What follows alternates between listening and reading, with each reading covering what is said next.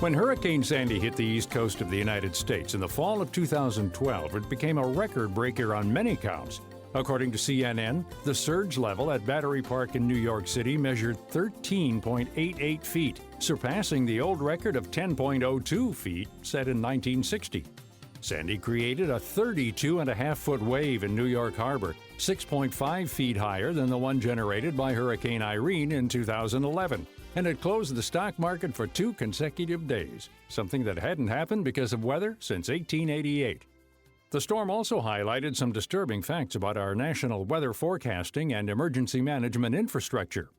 Catherine Miles painstakingly researched the storm and talked to people who were responsible for weather technology, reporting, and evacuations for her book, Superstorm: 9 Days Inside Hurricane Sandy. She says that hurricanes and other storms like Sandy were once considered unusual, but not anymore. At the time, Sandy was very much an anomaly. It broke a lot of rules in terms of meteorological best practices and what we think we know that major storms do. But what both climatologists and meteorologists are telling us is that what was once the storm of the century is now going to be the storm of the decade, for instance. And so we're going to see an increasing number of Sandys, and we're also going to see similar types of weather, not just on the coast, but everywhere in the country. The change in climate has also changed what we used to rely on to predict future weather patterns. We thought we knew weather patterns, and so much of meteorological prediction is based on probability tables. What's happened in the past? What do we know?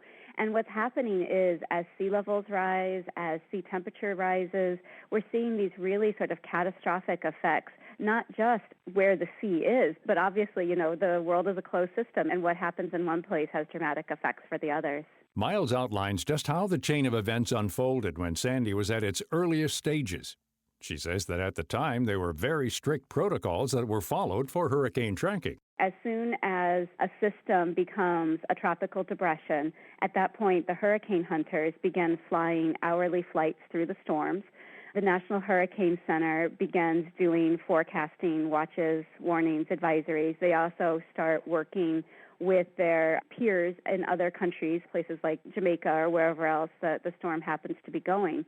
But once that storm becomes anything other than a purely tropical system, which is what happened in the case of Sandy, the National Hurricane Center loses its ability to issue those watches, warnings, and advisories. So at the time of Sandy, what we saw was several days in, the National Hurricane Center was in the incredibly unfortunate position of no longer being able to issue those advisories. So they had to take down their watches and warnings. They had to hand off responsibility to the National Weather Service regional offices, who then issued their own advisories, things like gale watches, and it led to a lot of confusion. The majority of people who were affected by Sandy didn't know what type of storm was affecting them. And we saw this real domino effect in terms of emergency management plans, in terms of major population areas like New York City not issuing timely evacuation notices. And so really, it's as much about the communication of the storm as it is the storm itself.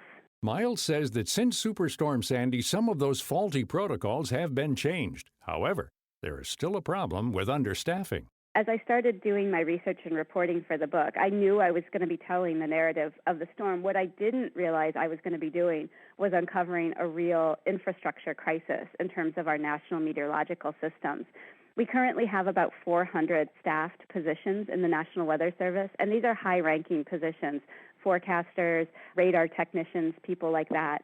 And we have some faulty protocols. The protocol that didn't allow the National Hurricane Center to continue issuing warnings for Sandy, that happily has been resolved. But we still have all of these significant shortcomings. We have one storm surge expert for the entire country. We saw it with Sandy. We saw a huge surge in places like Chicago. Lake Michigan had record waves. We said there's these very dramatic pictures of waves lapping Lakeshore Drive and museum goers getting wet. And we don't have a storm surge expert who does inland surge forecasting, and we need one.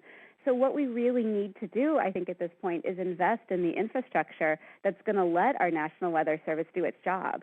Part of the infrastructure that needs immediate attention are the 2 polar orbiting satellites that make daily trips around the country. They give us the data that's used for our mid-range and our long-range forecasting. As I mentioned earlier, we have 2 of them in the air right now. One is well past its life expectancy. The other just reached its life expectancy about a year or so ago and was never intended to be a functional satellite. It was supposed to be a demo model intended to test new technologies. What we saw was this sort of bureaucratic loggerhead between NASA and NOAA that ultimately led to a satellite gap, which is where we are right now. So NOAA is struggling to get its next satellite up. They're hoping it'll be operational in 2018. The second one they're hoping will be up in 2024. But in the meantime, either one of these satellites, or both, frankly, could die at any time. So we could ultimately have a satellite gap of anywhere between 2 and 8 years. And what do we do if a satellite gap opens up?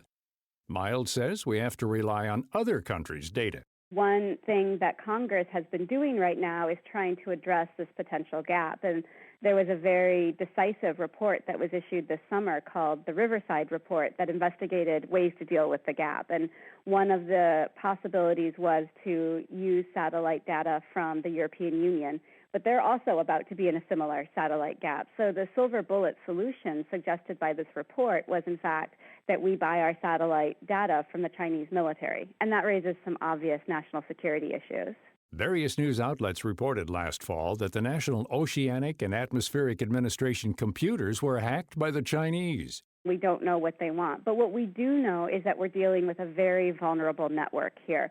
The U.S. Weather Network is not only vulnerable and not only has not been upgraded to get some of the security measures that other networks have had added to them over the years, but it's also directly tied to the Department of Defense network. And so a hack into the NOAA network can very easily become a hack into the entire Department of Defense network. So what we really need to do is we need to shore up these networks. We need to separate these networks, and we need to have duplicate, almost sort of redundant systems in place. In the case we need to shut one down, we can very easily move over somewhere else. With the hack that we saw this fall, the NOAA network went down for 3 days. We had no satellite information. We saw false watches and warnings being issued. And it's not too far of a stretch, I think, to consider ways in which this could very effectively be used as a terrorist technique. In addition to upgrading technology, security, and manpower, Miles says that the methods and timing for issuing evacuation and other emergency notifications needs attention to prevent injury and loss of life. She says that despite the devastation to property in New Jersey, New York City suffered more deaths due to the superstorm, partly because of the way people were warned. We saw very dramatically different responses to the storm in New York and New Jersey. In New Jersey, what we saw was Governor Christie was issuing these very strong statements very early on. He called for evacuations days out, and he was making these very dramatic press conferences where he would say, get the hell off the beach and don't be stupid. And these are these sort of like folksy platitudes, but they're really effective in terms of getting people to act.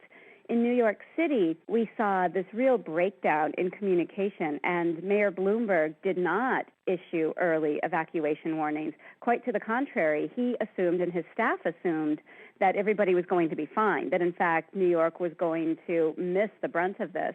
And I spent a lot of time talking to his senior staff and also to the staff of the New York City Office of Emergency Management. And I wanted to know, why did this plan fall down? There's a lot of finger-pointing that's going on right now. Some people blame the National Weather Service.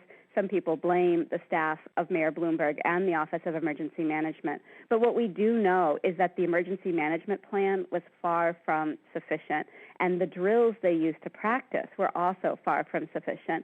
And this is as applicable in any other city as it is New York City. With climate change causing more and more extreme and unpredictable weather across the country, why is it that we wait until a disaster strikes before doing anything about beefing up our weather programs and infrastructure?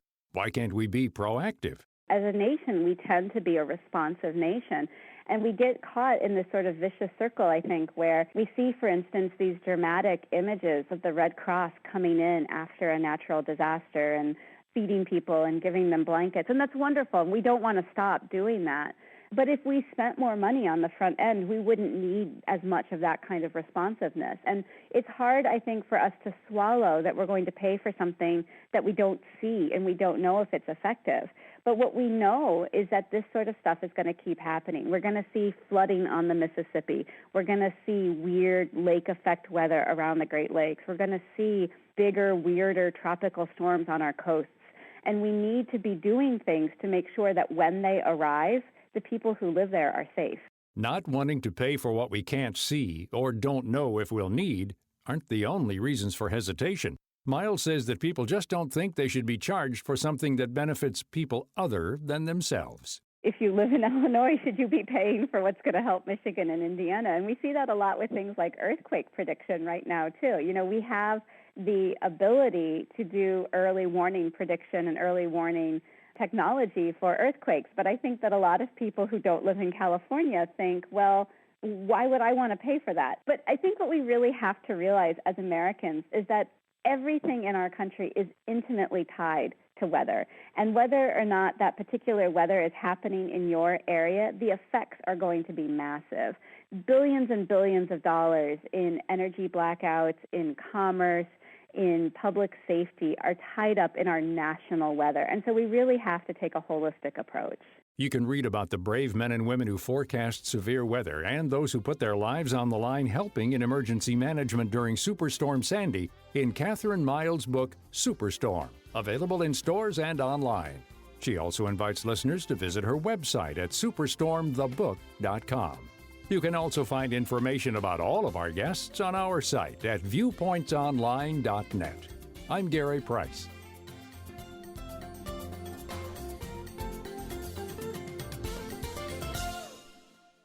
Tackle your first do-it-yourself project of the year. Replace that old carpet with easy-to-install floors from Lumber Liquidators. This week, get it done for less with incredible deals on DIY-friendly Brazilian cherry laminate. It's our thickest and best, and it's less than $1. Or get the gorgeous look of oak from just 49 cents. Plus, unbeatable deals on pre-finished solid hardwood, bamboo, vinyl plank, and more for about half of what you'd pay somewhere else. And get special financing. Don't put off that DIY project. Get rid of your dingy carpet and visit lumberliquidators.com to find a store near you.